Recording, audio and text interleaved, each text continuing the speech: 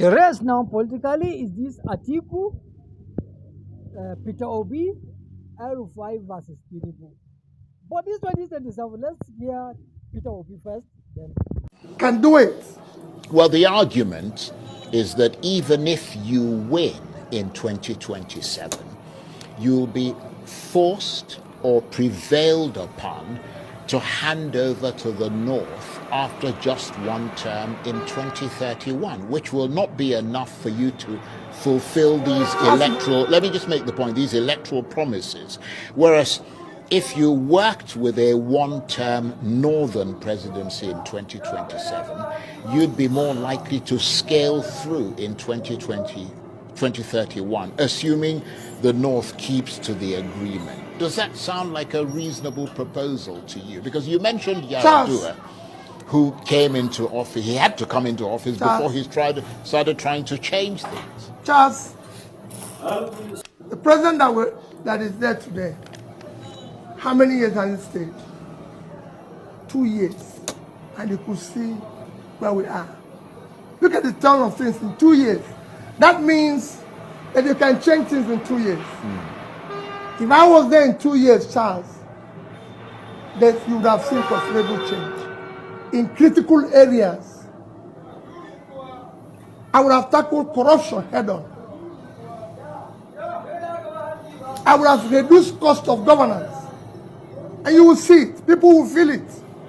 And those monies invested in critical areas.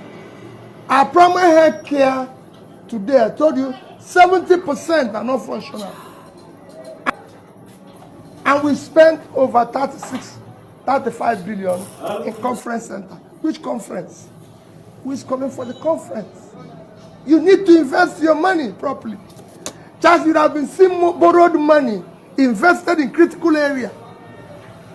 We, a country in Bangladesh with 148,000 square kilometers of land, is producing about 60 million metric tons of rice. And us, with over 6 times that size of land, cannot do 10% of that. Charles, there's room here. You talked about devaluation of Naira. There's nothing wrong in devaluation. I would have done something. I would have allowed the Naira to float. But I would have done it in an organized manner. There will be productivity. The idea of devaluing your currency, allowing it to float, to be cheaper, is that you have productivity so you can export, so people can come and buy. But when you don't have productivity and you devalue your currency, it's double whammy because you have nothing to sell. So I would have injected money in productivity. Today, nobody is producing anything. Somebody told me a few days ago, said, oh, they've removed there's no more tax or this on some of the manufacturing inputs and everything. And I said, no. How can you manufacture? How can you do business when your interest rate is over 40%? One of the biggest costs of manufacturing today, cost of production today, is interest rate. Just nobody borrows money at over 40% to do a business that is shared. You can only borrow, it's only government that is borrowing that amount of money at that cost. So you need to do the right things, and you can do it. So what would be the thrust of your attack then on President Tinubu in 2027 that might tip the balance in your favor? I mean, you've talked about, the economy, you've talked about democracy, the rule of law, which you say suffered a setback. Given all that, what would be your strategy to erode confidence in the president and convince the Nigerian people to go with you rather than him? It is not enough that your aides are running around. You, who is the main person, have to have an idea, be competent, have the capacity, have the compassion, the energy to do the job. It is not something you can lease out. Governance, leadership is not something you can just hire somebody else to do for you. You are the leader. You should be the one answerable to the people, doing the right things. You're the chief person, and you should be in charge. We have too much of delegated responsibility here. That shouldn't be. Very briefly, because we're fast running out of time, we've got less than 5 minutes now. Are you going to stick with the Labour Party, given the disarray that's in the party? The disarray is caused by government. Yeah, but it doesn't matter who called. No, that's what I'm telling you. Yes. Are you going to stick? I'm in Labour Party. I'm in Labour Party. And are you going to stick with the Labour? Well, I'm there because I'm there. It's not something I can tell you now.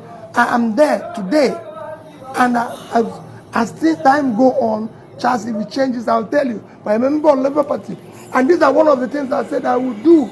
I will make sure that parties work. I will protect democracy and make it work. Some would say Labour Party isn't working under you. No, it has nothing to do under me. I'm not the one running the party. I've been involved in all this. If government today is democratic and they want democracy to thrive, all these things will work. Right. Put me anywhere. So you can only make the change if you're president. I've told you, Charles, I saw this we had a problem under Yar'Adua, for example, in my party. He told it in front of me, he told the INEC chief, I don't want all these party issues in front of me. I want it to happen. I don't want all this. So you have to say you're democratic, practice it, believe in it, whether it favors you or not. Because that's what you want. You want to build a better, decent society that is organized. Right.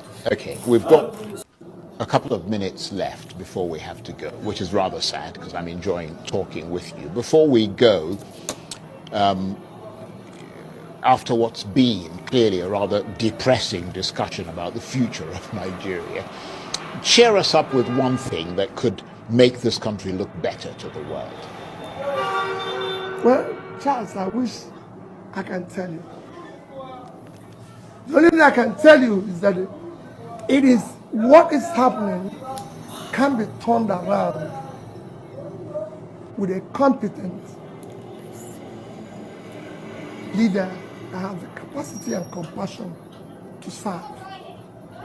Because we have low-hanging fruits. There's nothing in following the rule of law. There's nothing in ensuring orderliness. There's nothing in fighting corruption. You know, people say it's difficult. It is not. If you are not involved, you reduce it by 50%. There's nothing in investing in critical areas of development. You're borrowing money, every left, right, and center. Invest that money properly. Tell Nigerians, come out, Charles, leaders come out every day and address their people. I will make sure I address Nigerians at least once every month and tell them what is happening. They want to know. I want to visit the universities and tell them what is happening. I want to tour the states and see for myself what is happening. That's what it should be. We can change it. It's happened before. On that note, I want to thank you very much indeed, and we really appreciate the time you've taken to come and talk to us. Mr. Peter Obi is the presidential candidate of the Labour Party, or was the presidential candidate of the Labour Party in 2023. Thank you very much indeed. Thank you, Mr. Charles. That's it for this edition of our